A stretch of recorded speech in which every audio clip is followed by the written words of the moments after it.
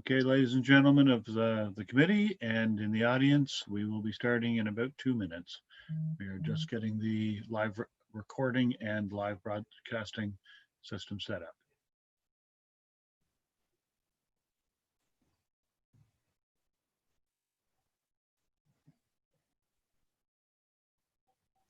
So it is live and it is being recorded. Thank you. Technically, it's still 3 minutes too, so we'll give it a second.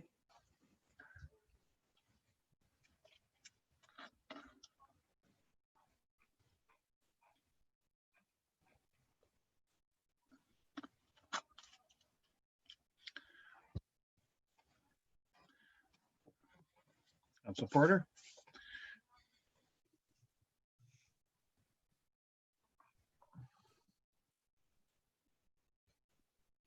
Mr. Gordon. Mr. Hagedorn. Mr. Buderick. Okay, and Ms. Furness is here as well.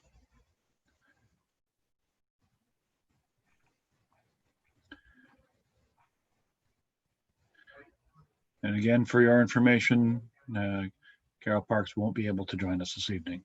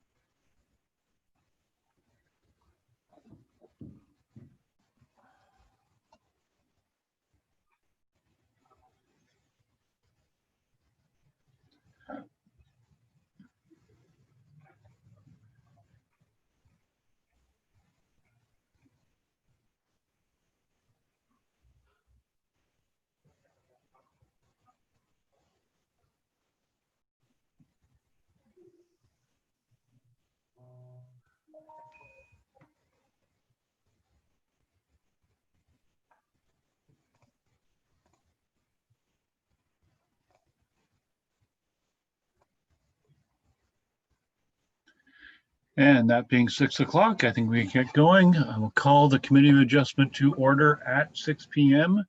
on this October the 5th, 2020. And this meeting is being live screened on the portal and being recorded for later use. For the public attendees, the Committee of Adjustment has a standardized format for each item that comes before the committee. We have a presentation from staff with regard to that particular application. Then we go to the applicant if they're available to speak to it if they choose to, and ask the public if they have any comment. Any member of the public that is invited in to speak, we ask that they provide their name and address for the record, and we then give staff an opportunity to respond or answer to any of the questions that are posed. Right. With that, we will start the meeting. First order on the agenda is the adoption of the agenda as proposed. Right. I'll go to staff. Is there any edits or amendments that we're aware of?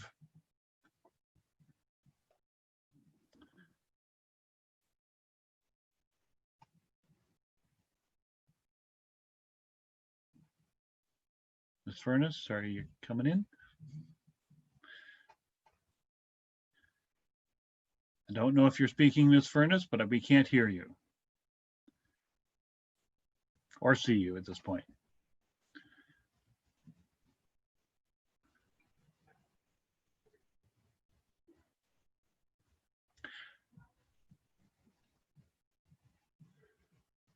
Well, let's give Ms. Furness a moment to get connected or come into the meeting properly. But in the meantime, I will look for a motion to adopt the agenda. Ms. Porter, seconded by and Mr. Gordon. And call the question. All those in favor? Any opposed? Motion is carried. Next up is the disclosure of pecuniary interest and the general nature thereof. Are there any disclosures relevant for this evening's meeting? Seeing none, and we move to the approval of the Committee of Adjustment minutes from September the 8th. You have the minutes before you. Okay. Are there any known errors or omissions in the minutes before you? Seeing none, can I get a motion to approve those minutes? And Councillor Mr. Buderick and Mr. Hagedorn. And any comments? Call the question. All those in favor? Any opposed? Motion is carried. Minutes are approved. We move to our public meetings. We start with item 5.1, and at this time I will ask staff to come into the Zoom meeting. I have the impression that Mr. Winnicky is joining us because Ms. Furness is having technical difficulties.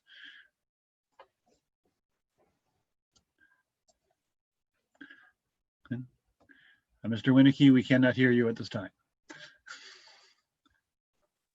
Good evening, council members. I will endeavor to find out what's going on with Andrea's connection and be back shortly. Okay, thank you. And, well, we may have a few moments to pause.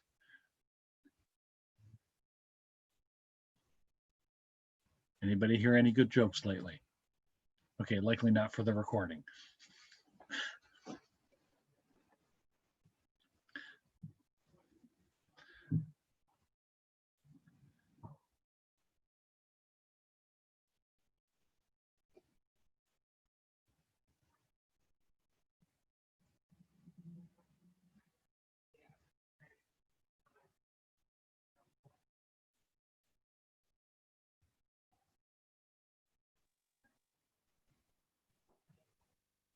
Andrea says everyone is frozen on her screen right now and she's looking into it.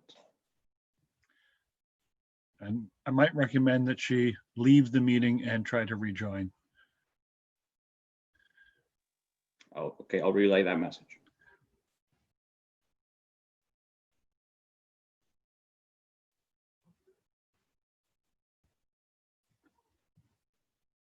Sorry about this, folks. Technical glitches with regard to reasonably new technology for these meetings.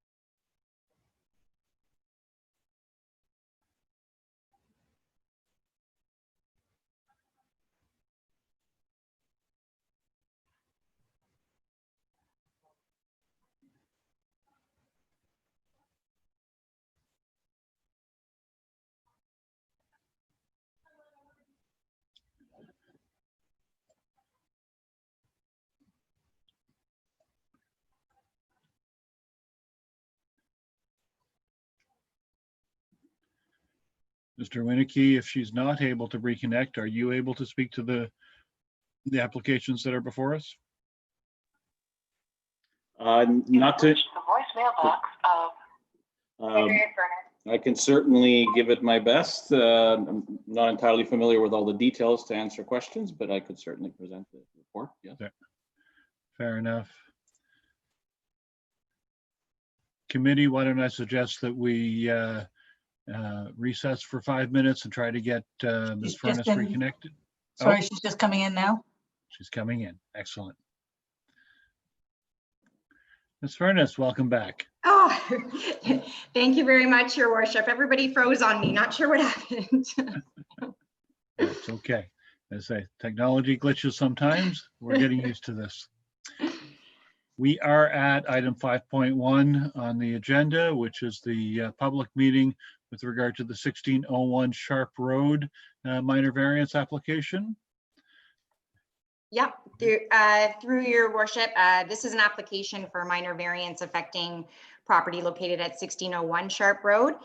This application was first brought forward to the committee on June 1st. However, the applicant had requested it be deferred so they could reassess their plans, but they do want to stick with their original plans and are now coming forward with this application. They're requesting to construct a detached garage, which would be 16 meters closer to the front street line than the existing dwelling on the property. In order to support a minor variance application, we have the 4 tests outlined in the Planning Act. The first one being whether it meets the intent and purpose of the official plan. The property is designated rural in the county's official plan and in the township's official plan. Limited residential uses are permitted, and we feel that an accessory structure would be appropriate for the use of the land. So we don't see any conflicting policies with the official plan and feel it meets the intent. The second test is whether the intent and purpose of the zoning bylaw is met. As I should note, aside from the garage being 16 meters closer to the front street line, all other setbacks are complied with. The provision that doesn't permit garages to be in front of the house is generally put in place in order to create an aesthetically pleasing streetscape. However, the distance from the main house to the front line is considerably large. It's about 98 meters, and the garage would be about 83 meters from the front street line. It's significantly buffered by trees and is barely visible from the road. So we do feel that it will not have a negative impact on the streetscape or any neighboring properties due to its distance from neighboring dwellings as well, and therefore feel it meets the test of the zoning bylaw. The third test is whether it's appropriate for the use of the land. And because it's keeping with the residential use of the property and is not visible from the road, we do feel that it does meet that test. And the fourth test is whether it's considered to be minor. And because it is mitigated by distances from neighboring dwellings in the road, we feel it doesn't impact the streetscape, sight lines, or any amenity space, and therefore feel that it is minor in nature. So we are recommending approval of this application, subject to the condition that the proposed garage is located in the location on the sketch that was submitted with the application. Thank you. Thank you, Ms. Furness. Committee, do we have any questions with regards to this application? Seeing none, I'll turn to the audience. Is there any member, is the applicant available in the meeting to join us?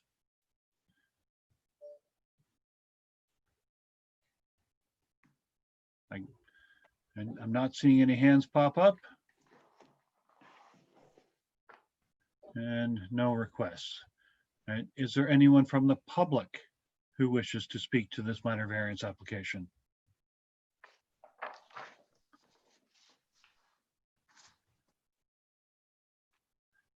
And if a member of the public wishes to, you can indicate by chat or by raising a hand within the attendees section. No one wishing to speak to this. Fair enough. Committee, final chance, any questions? Then I'll ask for a motion. And Mr. Hagedorn? Move to receive and adopt the recommendation. So moved, seconded by Mr. Buderick. And mover comment? No, it's appropriate. Seconder comment, thank you. Anyone else? And Ms. Porter. I just want to comment on, I know that the zoning in rural properties, and I know the rationale and the reason for not allowing garages to be ahead of the house, but to me, there should be a separation for rural properties, especially large properties, because in most instances on a large property, the streetscape and the aesthetics are not going to be affected by somebody putting a garage ahead of their house in most cases, as shown by this case.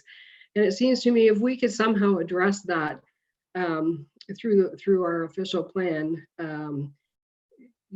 so that people don't have to go through a minor variance, people that live rurally or live on large properties, because it's like an extra step for those people when the intent is to keep a streetscape and aesthetically pleasing neighborhood, not to stop people that live in on farms or rural properties from doing that. So it kind of, it adds an extra cost to somebody. It adds an extra step, extra resources for the municipality to address this kind of application.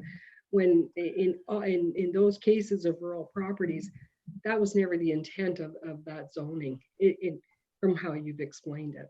So I just wanted to make that comment. Thank you, Ms. Porter. I would comment that the bylaw itself and zoning bylaw itself, NOP, are the purview of council, not of the Committee of Adjustment. So while your comments are well taken, I would strongly recommend you bring that to council. Ms. Furness, any other comment on that? No, but I can indicate that we will be going through a zoning bylaw review immediately following the official plan review, and that can definitely be brought forward at council at that time. Yeah. Thank you very much. Okay, did I call the question? No, I don't think so. All right, I'll call the question then. All those in favor? Any opposed? Motion is carried. All right. Moving on to item 5.2, the 4480 Bath Road minor variance application. Yep, so through you, Mr. Chair, this is an application for minor variance for 4480 Bath Road. The request is to obtain zoning relief for lot coverage, the east side yard setback, and from floodplain requirements in order to replace and add portions of new retaining walls, as well as to construct and expand the existing deck. A recommendation on this application was deferred at the previous public meeting, as staff had yet to receive comments from two different agencies, as well as to consider the public comments that were raised in regards to erosion. So we do have the public agency comments now and are prepared to bring forward a recommendation. The four tests have to be met in approving a minor variance. The first test being whether the general intent and purpose of the official plan has been met and the property is designated low density residential. So residential uses and associated accessory structures are appropriate on the property. The biggest official plan policy that comes into play here is permitting new construction in flood and erosion prone areas. And our policies indicate which can be permitted when it's been demonstrated to the satisfaction of the township and the Conservation Authority that hazards can be resolved. So the Conservation Authority was significantly involved in the review of this application. They did request a geotechnical slope stability study, which was submitted by the applicant, and it did support the deck extension. I should also note that the proposed deck is not any closer to the floodplain than some of the existing development. The Conservation Authority also recognized that the existing retaining wall structures are necessary for ensuring slope stability, and they have no concerns with the way they're proposed to be replaced. As the hazards have been addressed and the proposed variances will not detract from the residential the residential property or the surrounding area, we're of the opinion that it does meet the intent of the official plan. In regards to whether the zoning bylaw intent is maintained, the previously indicated slope stability study did support the application. Shoreline measures and slope stability structures have been in place on this property for quite some time, likely predating our current zoning bylaw. And there is a portion of the current retaining wall that's already encroaching into the side yard setback. Engineering staff have requested a drainage plan be submitted as a condition because the retaining wall is proposed to be right up to the property line. And I can confirm that the property owner has already provided material that that our engineering staff feel it will be sufficient to meet that condition. So overall, we feel that the general intent and purpose is met of the zoning bylaw, as the lot coverage and setback reductions are not expected to adversely impact the property, surrounding properties, or create any natural hazard concerns. In regards to whether the development is appropriate for the use of land, we feel that retaining walls are going to improve the long-term use of the property in regards to natural hazards, and we don't anticipate the variance to impact the property or any neighboring properties negatively. Therefore, we feel it's appropriate. And whether it's minor in nature, we do feel that the encroachment onto the 15-meter setback has been satisfied in consultation with the Conservation Authority, and the work being done will assist in controlling the natural hazards on the site. We're also of the opinion that the proposed deck will not impact surrounding neighbors or negatively impact the residential property. I should note that we did receive 2 written submissions on this application, which were also spoken to at the last meeting. One of the concerns was in regards to a neighboring property owner and concerns related to erosion and the shoreline works, and noting that the stability study did identify some shoreline works that should be completed on the property. But I do note that the Conservation Authority was satisfied in their review of that study, and staff can impose an applicant to conduct certain shoreline works. We can only speak to the development being proposed and the applications at hand. Comments were also received regarding confirming the side yard setback on the eastern property line, and staff can confirm that the retaining wall encroaches just about to the side yard setback, with footings going right onto the right to the property line. So they are requesting a 0 meter setback. And we did receive correspondence from a neighbor across the street who cited traffic and parking issues as a result of one of the entrances being closed on the 4480 property. This entrance removal was a requirement of the Ministry of Transportation as part of a previous minor variance application to build a garage last year. MTO is the approval authority on this stretch of road, and they were circulated on this application and indicated that they have no concerns with the proposed retaining walls or deck. Thank you very much. Thank you. Committee, do we have any questions for the staff at this time? No? Is the applicant in the room and wishing to speak to this?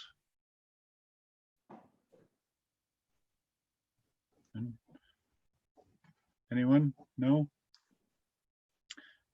And then I will turn to the public. Is there any public member of the audience that wishes to speak to this?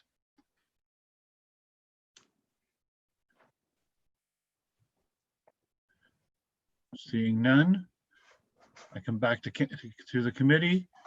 If there's then no further comments, I look for a motion. And Mr. Townend, seconded by Ms. Porter. Any comments? I'll call the question then. All those in favor? Any opposed? Motion is carried for approval. And then finally, we have the application 5.3, which is Bayshore Drive, Loyalist Cove Landings, minor variance request. Yes, so yes, through you, Mr. Chair. This application affects property located on Block 2 on Plan 29M45, which is adjacent to Loyalist Cove Marina in an existing apartment building. It's east of Bayshore Drive.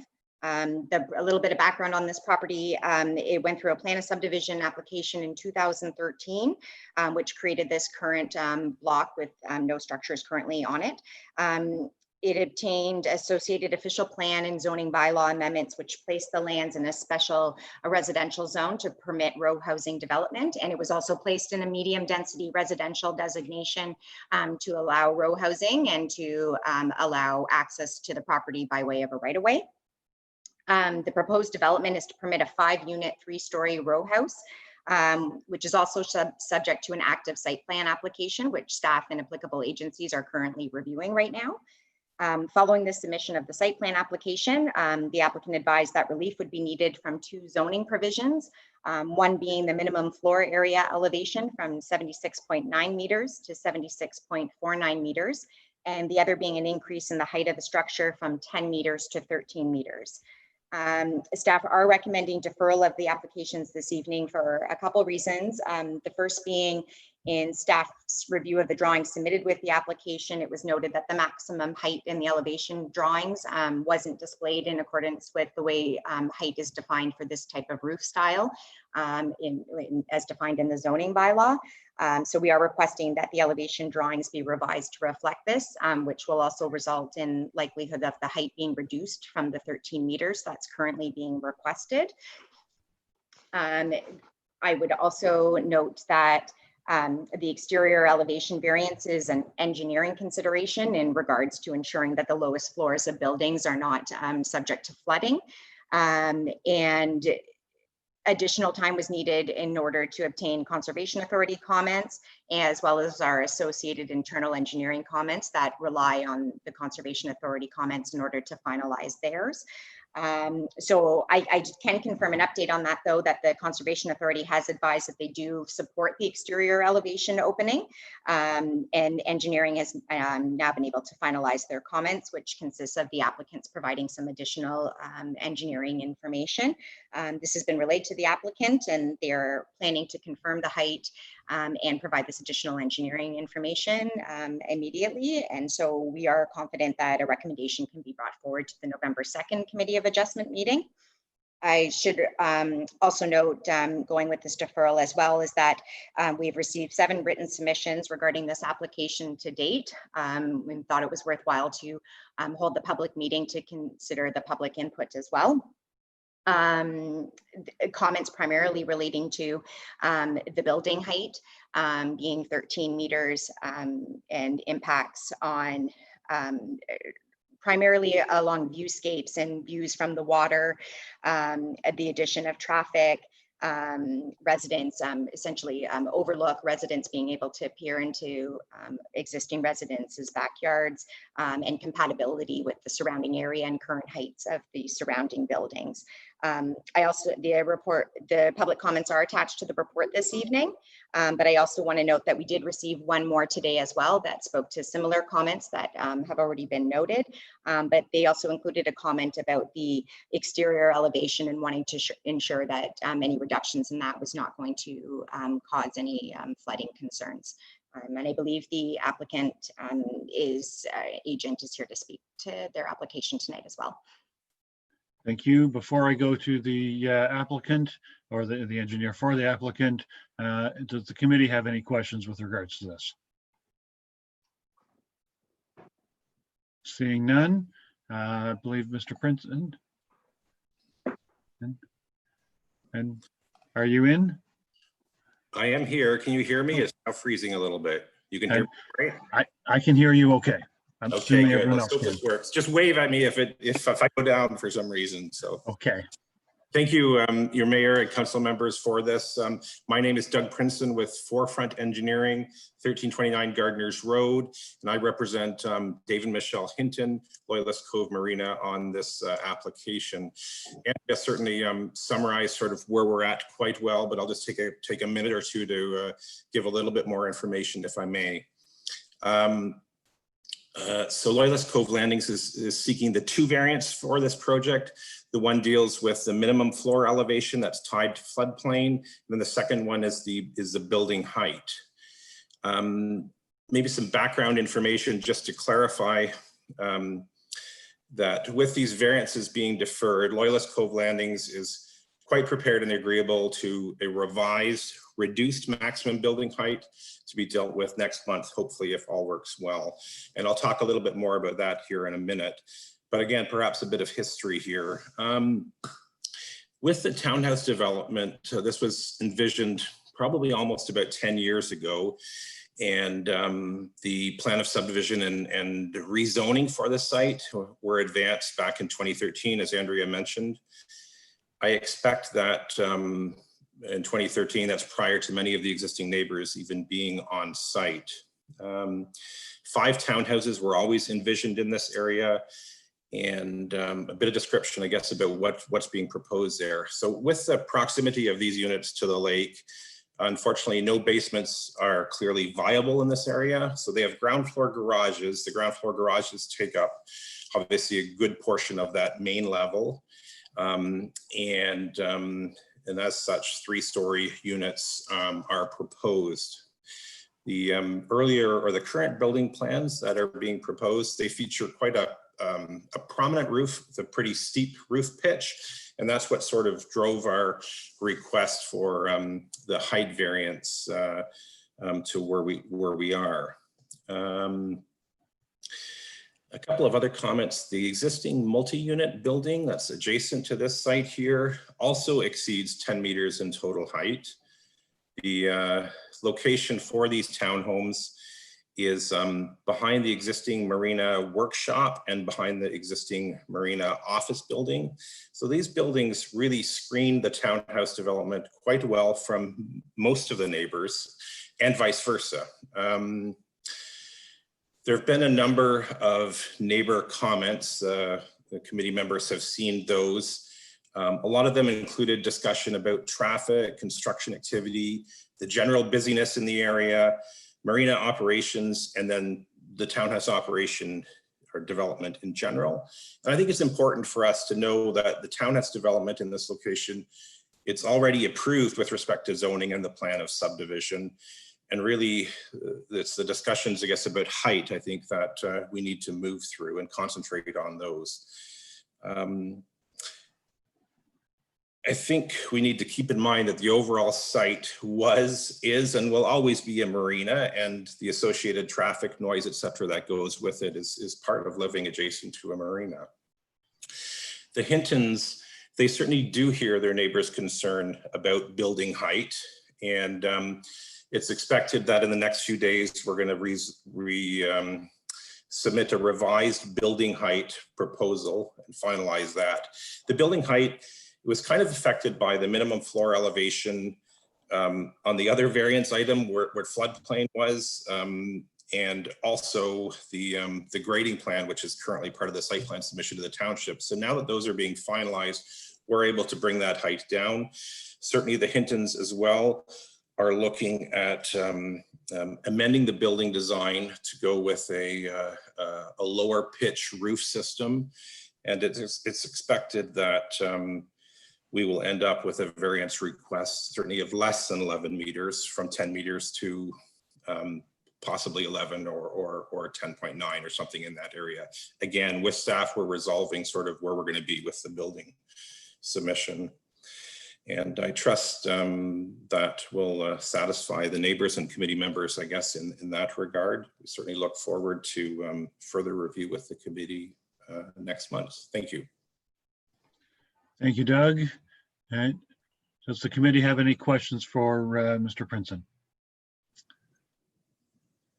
Seeing none, does the applicant owner wish to speak to the committee? Go ahead. Yes. Good evening, ladies and gentlemen. I don't have a whole lot to say. I think Doug hit all the pertinent points. We certainly want to carry on with a project here that is in keeping with everything that we've already done here. I think the height was, as Doug mentioned, was somewhat subject to that elevation, which is now been agreed to by the Conservation Authority. So we can move forward and hopefully come up with a solution here that works for everyone. Thank you very much. Thank you. Just for clarity, as your name appears as Michelle Hinton, I recognize the voice well enough to say that that's not Michelle Hinton. That is Dave Hinton. Yeah. I And agree. there's Michelle. He's talking on my behalf. Thanks. Thank you. Thank you. Committee, do we have any questions for the Hintons? Seeing none, I'll go to the public. Is there any member of the audience who wishes to speak to or address the committee at this time? I believe I'm seeing Ms. Drinkwater. Yes. I can start. Thanks, Rick, and thanks, councillors, for being here, and thanks, Andrea, for your report. Thanks, Doug, for a little extra clarification, and thanks, Dave, as well, for a little extra clarification.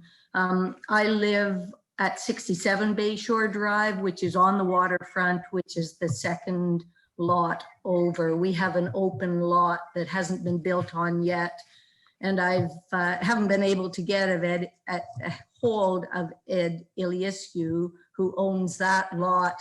I think they may be out of the country at this point. And I know he would have had some concerns as well, having spoken to him over the years. As Doug mentioned, the zoning that came through in 2013, and he said many of the residents weren't here. I built in 2010, and I built not being aware of anything that was going to be built. And I and most of us bought these 8 prime waterfront lots because of the venue and because of the vista. So my biggest concern, yes, was in the height. I knew of the planned townhouses going through, and I like that idea because it will beautify, it will clean up, it will beautify that part of the marina lot, which I think will contribute to house values along here.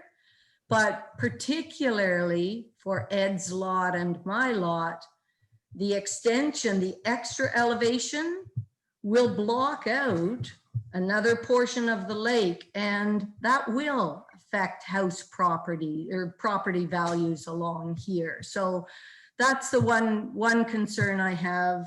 It's nice to hear that the planned elevation is coming down.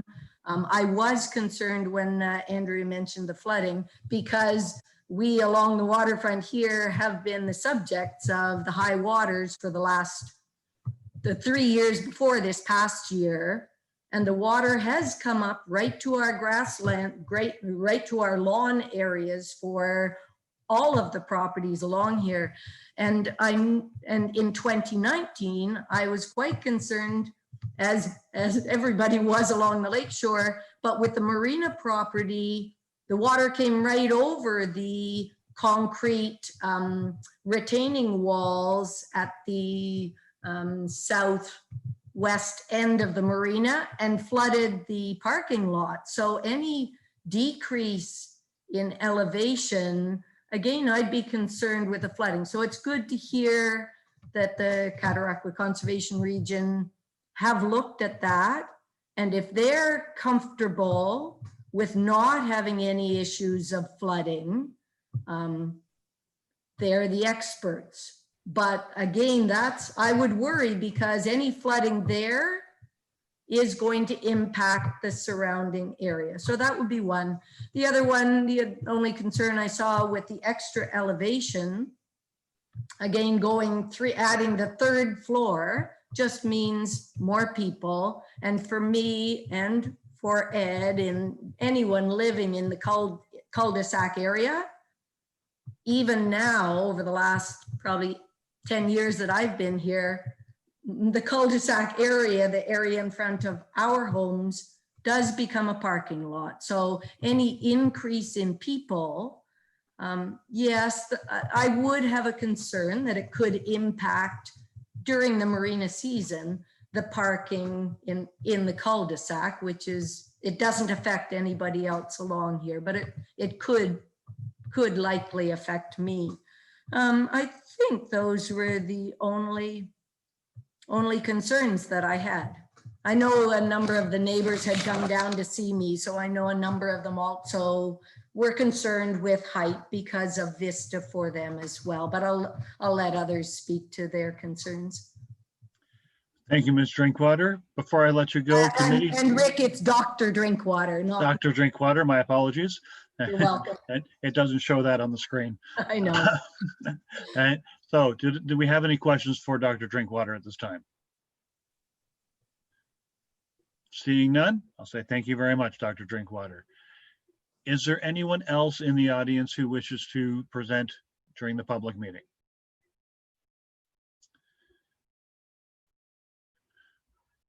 Staff, are you aware of anyone else wishing to speak? I'm not seeing anyone with their hands up. If there is anyone wishing to speak to this application, there's a little hand up symbol that you can click on.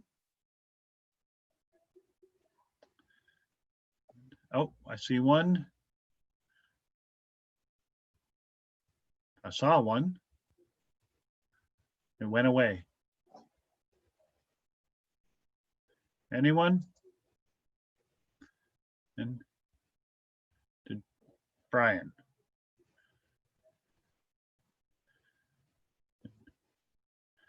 Sorry, I was clicking on, I believe it was Marie Kraus that was putting her hand up, but Okay. I think I clicked on the wrong one with Brian. Okay, Well, before we let you go, Brian, did you wish to address during this public segment? Well, actually, I hadn't planned to, and I think I articulated most of my concerns in a submission earlier. But First something off, that, Brian, before I let you continue, can I get you to state your name and address, please? yes, my name is Brian Regan, and I'm at 79 Windermere Boulevard. Thank you. And Go thank you for the opportunity to speak here. I hadn't planned on speaking, so I'm somewhat unprepared, but I did express some concerns in an earlier submission, and I believe those submissions are on record. But something that occurred to me as I'm sitting here listening to the meeting is that there's a bit of an issue of transparency here as well. We purchased our property in the winter of I guess early 2013, and we built in the spring. I'm presuming that at that point wheels were in motion with a request or an application to rezone the property that we're discussing here today. That was never mentioned. These properties were marketed as basically what you see is what you get. It's an enclave of single-family homes in this area, and I'm a little disturbed over the fact that there's virtually no transparency with respect to this zoning request as this subdivision was being marketed by the Hintons. And I can't speak to the marketing, sir, but I can say that the zoning change back in 2013 would have been done in a public fashion through this committee of adjustment or through council. But my point is that it was probably a work in progress at the time that I think that when I think back to when we built here, there were very few homes finished on the street. Most of the development occurred after the 2013 zoning request. But we were right on the cusp, and we may have thought differently had we been aware of this development. Understood. And thank you, sir. Anything else you'd like to present? No, I'm fine, thank you. Thank you. Committee, do you have any questions for this presenter? Seeing none, I'll say thank you very much, sir. And then moving forward, is there people that have not yet spoken? I'll go to first. Ms. Chapman, is there anyone else with a hand up that has not yet spoken?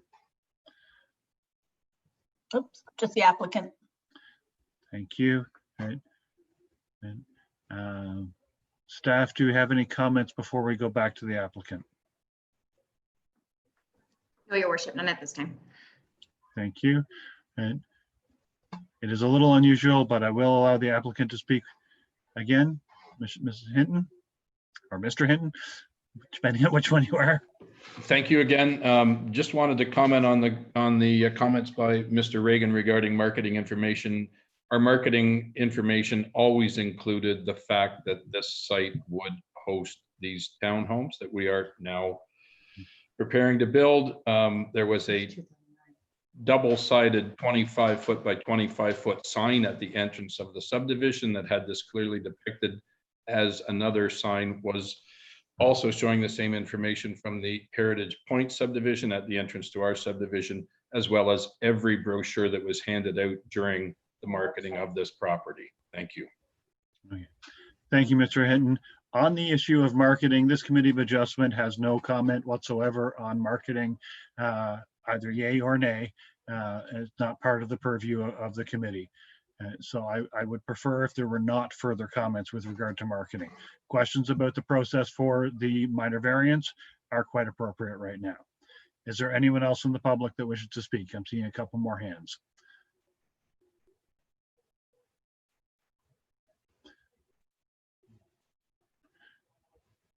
To the clerk, do we have anyone else who can speak?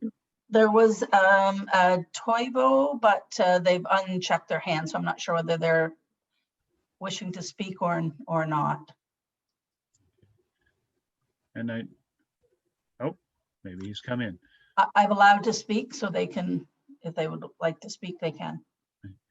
And Ms. or Mr. Toivo, I can't tell from the name. Can you introduce yourself and give your address, please?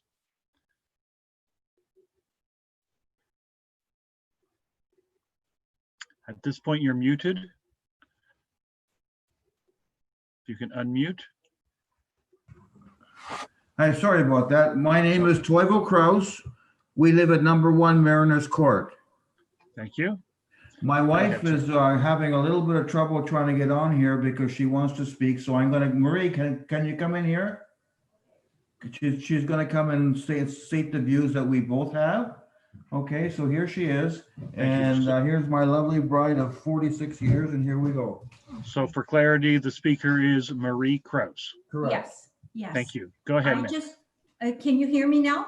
We can. Okay, I just want to reaffirm what we've heard from other people and the written submissions that we've set out, that we simply find it too high. And if they can somehow lower it, and I don't understand why they can't have it just as 2 stories, and then we wouldn't even have an issue at all. And thank you for the comment, ma'am. Okay. Committee, do we have any questions for Ms. Toivo? Seeing none. So I'll say thank you very much, Ms. Toivo. Okay, one more call. Is there anyone in the audience who wishes to speak to this from the public? Seeing none, I'll move forward. All right. We always go back to staff for comments to address any of the stated concerns. Yeah, through you, Mr. Chair. We've collected all the comments and we'll be speaking to them and addressing them all in the next report that goes forward to the Committee of Adjustment when we bring forward a recommendation. Thank you. Thank you very much. And I do note that the recommendation here is for deferral. Okay. Committee, any final questions? Then I'll look for a motion. Ms. Porter? I'll move to receive the report and adopt the recommendation to defer. Thank you. So moved. Seconded by Mr. Townend. Okay. Committee, any comments? No. None? And I'll call the question. All those in favor? Any opposed? Motion is carried. Thank you very much, everyone. That's the end of our public meetings on this agenda. The next scheduled date for the Committee of Adjustment is November the 2nd. Okay. Does staff have any comments, anything else to add to this meeting before I call for adjournment? Nothing. Then I'll look for a motion to adjourn. And I'll go with Mr. Gordon and Mr. Buderick. Okay. Call the question. All those in favor? Any opposed? Motion is carried. We are adjourned, folks. Thank you very much for attending this evening. And if I don't see you beforehand, have a great Thanksgiving. Same to you. Thank you, everybody. Same to you, everybody.